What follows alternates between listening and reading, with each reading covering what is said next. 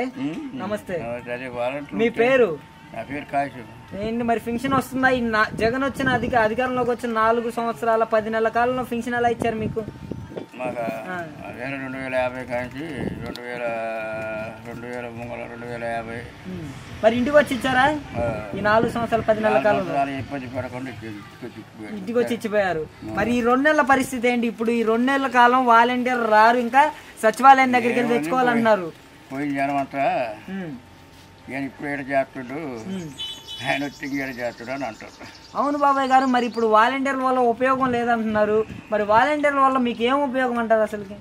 మాకు ఇంటికి వచ్చి అయ్యటం తెరటాలకలు తీయటమే ఉపయోగం. ఇంటి దగ్గరికి వచ్చి ఇవ్వటమే బాగుంది, బాగుంటుంది. మరి ఇప్పుడు సచివాలయం దగ్గరికి వెళ్ళి తెచ్చుకోవాలి. ఇప్పుడు మీ పరిస్థితి ఏంటి? ఏం చేస్తాం, అట్నే తండుకుంటారు ఉంటారు. పోయి గుంపులు కూకోరు పుట్టిన ఆయన డబ్బులు బ్యాంకులు తెచ్చుకోలేదంట.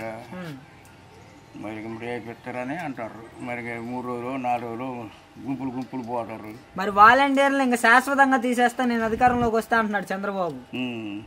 మరి చేసేదేమని మరి మనం జనం ఎటు మొక్కుతారు, ఎటు పోతారు, ఎట్టుంటారో మరి మనకేమిటి అర్థం కాదుగా.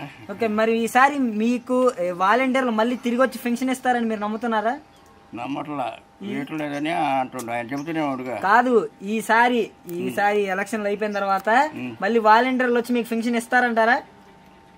ఆయన వస్తే ఇస్తానంటుండగా, జగన్ వస్తే. మరి వస్తాడా? వస్తాడని అనుకుంటారు జనం. వస్తాడని అనుకుంటున్నారు. సరే బాబు, వస్తాడని అనుకుంటారు.